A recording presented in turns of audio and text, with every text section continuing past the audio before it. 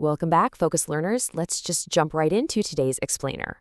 We're totally demystifying the V60 pour-over process.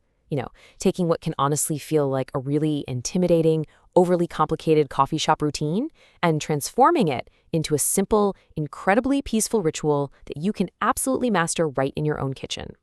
So it really begs the ultimate question, doesn't it? Is brewing the perfect cup of coffee an art, or is it a science? Well, as we're going to see today, it's actually both. The V60 perfectly balances exact scientific metrics with a deeply calming sensory experience. You get to play chemist for a few minutes, but you also get to enjoy the pure artistry of the craft. Section 1. The V60 Coffee Magic. Understanding the core concept. Okay, so what exactly is a V60?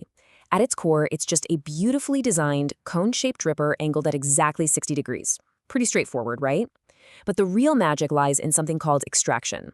This is just the process of water dissolving all those desirable, natural compounds hidden inside the coffee beans. It's what gives your cup its aroma, its body, its flavor. But here's the catch. Getting this wrong ruins the cup. If your coffee is under-extracted, it's going to taste weak and unpleasantly sour. Over-extract it, and it becomes harsh and super bitter. Our goal? Hitting that sweet spot right in the middle.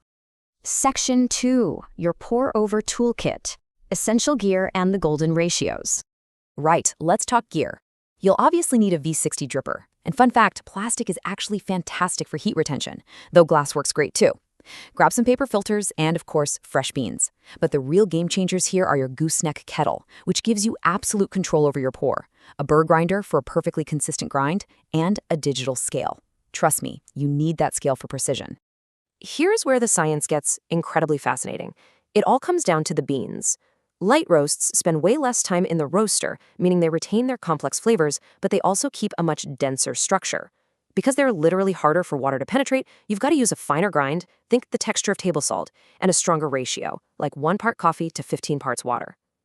Dark roasts, they're the opposite, less dense, so they need a slightly coarser grind and a bit more water. You'll want to aim for a 1:17 or 1:18 ratio there. Section 3. The step-by-step brew. The peaceful ritual. Time to slow things down. First up, the prep phase. You'll heat your water and thoroughly rinse your paper filter. And hey, make absolutely sure you discard that rinse water from your mug before brewing, or your coffee will taste like wet cardboard. Next, give your unground beans about 4 to 5 quick sprays of water. This is a brilliant little trick to kill static buildup.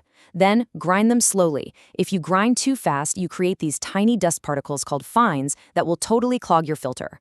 Finally, dump your grounds into the V60 and take a chopstick to poke a neat little well right in the center. Now, for the actual pour. Precision is everything here. You're going to start by pouring about 50 grams of water directly into that well you just made. This starts the bloom. After that, begin your pulse pouring. Just nice, slow, relaxing circular motions. Stay away from the paper edges of the filter, and whatever you do, don't pour too much water at once. If you build up a giant puddle on top of your grounds, you're going to over-extract the beans and ruin the flavor. Once you've poured your target weight, you just kick back and wait for the drawdown as the water filters completely through. Let's actually rewind for just a second to that very first step of the pour. 30 seconds.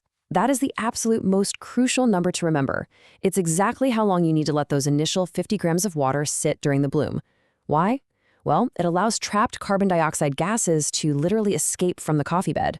Giving that gas time to get out of the way guarantees a much more even extraction, which means a vastly tastier cup for you. Section 4. Perfecting your cup. Troubleshooting the taste. So, you've brewed your cup, but now it's time to put on your lab coat because we need to troubleshoot. If your coffee tastes sour, or if the water zipped through the filter way too fast, like under 2.5 minutes, it's under-extracted. The fix? Super easy. Just adjust your grinder to be a little finer next time. On the flip side, if your coffee leaves your mouth feeling dry and bitter, or if it took over 3.5 minutes to drain, it's over-extracted. Tomorrow, just grind a little coarser. It really is that straightforward to dial in the perfect flavor. Before we wrap up, I want to share a deeply comforting philosophy directly from our sources. Brewing coffee should never be stressful. It should be peaceful. It's just a coffee, and you can always redo it if you mess up. I love that. Those ratios and grind sizes, they aren't carved in stone. They're just a starting point. Making mistakes is just a natural, totally fine part of the journey. So, focus learners, I'm going to leave you with this. What small variable will you adjust in your peaceful brewing ritual tomorrow morning? Are you going to grind a little finer? Maybe try spraying your beans? I really hope this explainer empowered you to embrace the whole process. Keep experimenting, keep learning, and absolutely enjoy every single cup.